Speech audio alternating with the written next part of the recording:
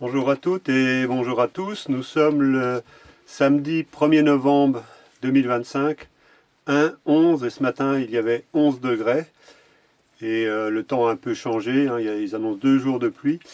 Le nouveau message d'aujourd'hui, c'est: et si nous avions jamais été primitifs, que dire de ces magnifiques cathédrales?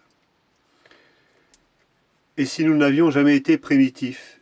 Et si le véritable oubli de l'humanité n'était pas celui des machines, mais celui de la mémoire? Nous croyons être modernes parce que nous savons manipuler la matière, mais nous avons oublié comment parler à la lumière. Nous avons conquis les airs, mais perdu le ciel. Nous avons cartographié la terre, mais oublié le cœur. Et quelque part, sous la poussière du temps, une autre humanité se souvient. On nous a enseigné que tout a commencé dans la pierre, dans la chasse et les grottes, que nous avons lentement progressé, génération après génération, jusqu'à devenir ce que nous sommes aujourd'hui. Des êtres connectés, productifs, surveillés. Mais cette histoire, si bien ficelée, ne tient plus. Comment expliquer alors ces cathédrales d'une perfection architecturale inégalée, ces arcs gothiques qui défient la gravité, ces vitraux qui calculent la lumière du soleil comme s'ils parlaient à Dieu? Comment expliquer les pyramides taillées dans des blocs gigantesques, orientés au millimètre vers les étoiles? Et comment comprendre que ces merveilles existent aux quatre coins du monde, bâties par des peuples que l'histoire officielle ne relie pas entre eux? Avant 1900, il n'y avait pas de moteur, pas d'électricité industrielle, pas de grue moderne. Pourtant, les bâtisseurs d'autrefois maîtrisaient la symétrie, la vibration, la proportion divine. Ils savaient que la forme est une onde, que la pierre vibre et que le son guérit. Ils ne construisaient pas seulement pour durer, mais pour résonner. Chaque cathédrale, chaque temple, chaque pyramide était une antenne entre la terre et le ciel, un amplificateur de la conscience humaine. Alors que s'est-il passé? Pourquoi ce savoir s'est-il éteint? Pourquoi ces peuples ont-ils disparu? Et pourquoi depuis 2 siècles, tout semble fait pour effacer leur mémoire? Parce qu'une nouvelle ère s'est imposée, celle de la manipulation, du contrôle, du récit unique. On a commencé à réécrire l'histoire, à cacher les preuves d'un âge d'or. On a dit que les anciens étaient naïfs, superstitieux, barbares, et l'on a remplacé la sagesse par le dogme, la connaissance par la croyance, la conscience par la conformité. Pour que ce mensonge tienne, il fallait aussi normaliser la guerre. Ils ont inscrit la violence dans notre culture comme un réflexe naturel. Ils nous ont raconté que l'humanité a toujours vécu dans le conflit. Guerre de clans, guerre de rois, guerre de dieux, guerre de marchés.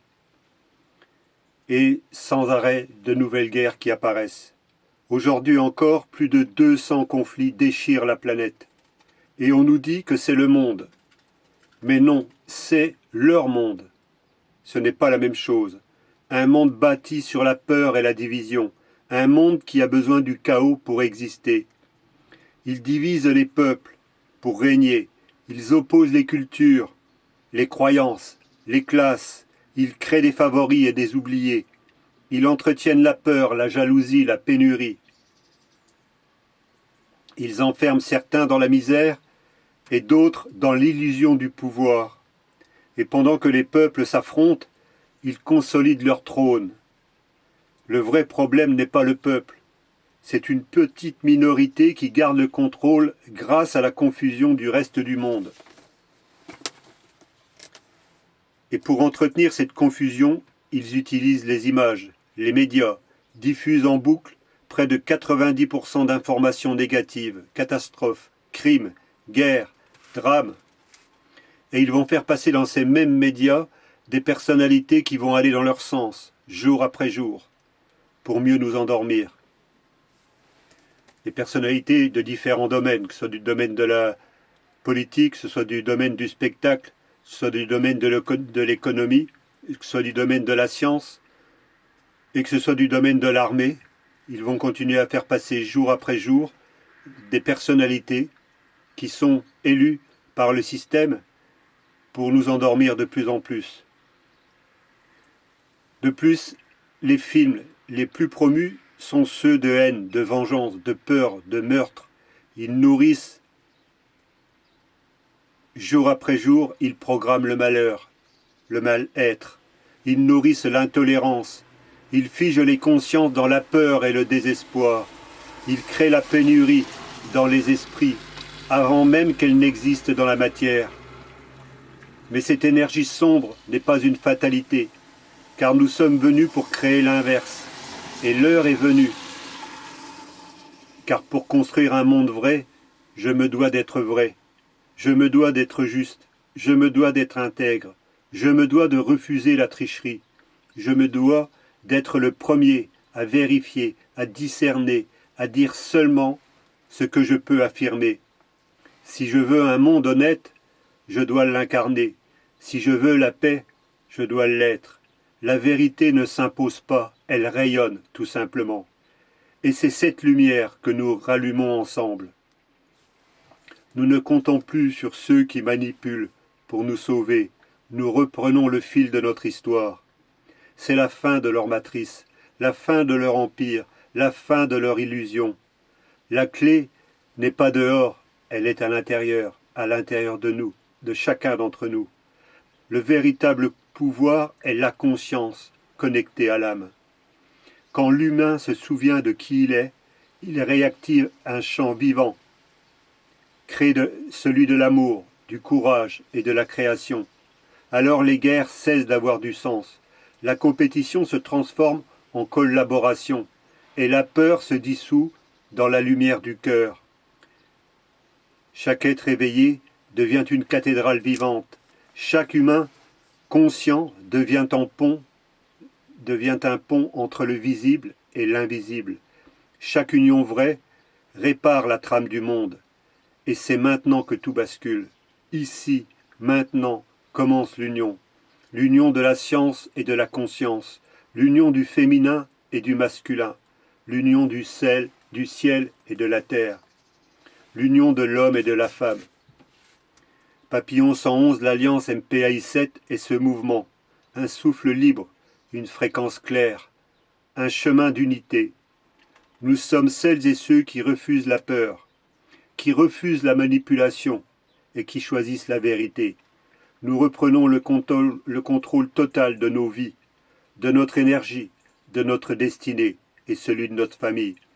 Nous décidons d'unir ce qui a été séparé, de guérir ce qui a été divisé.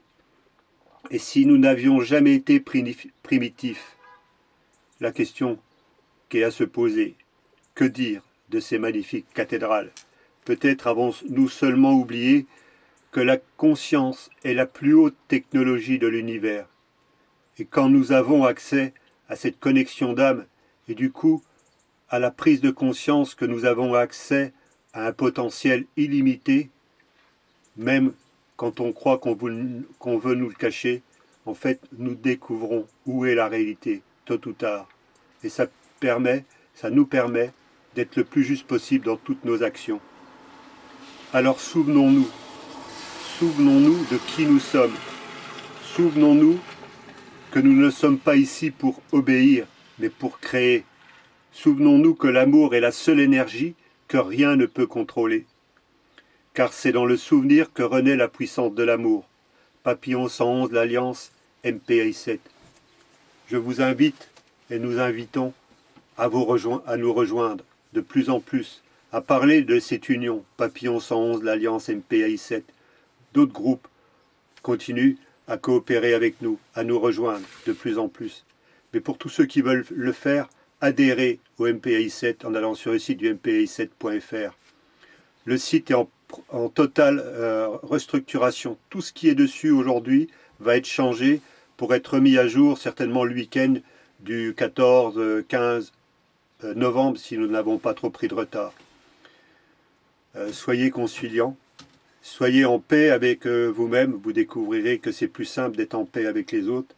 Je fais aussi une pensée à toutes les personnes qui souffrent, qui sont séparées des êtres qui leur sont chers. Voilà, c'est la pensée du jour, en ce 1er novembre 2025. Et à très bientôt sur les routes de France et d'ailleurs.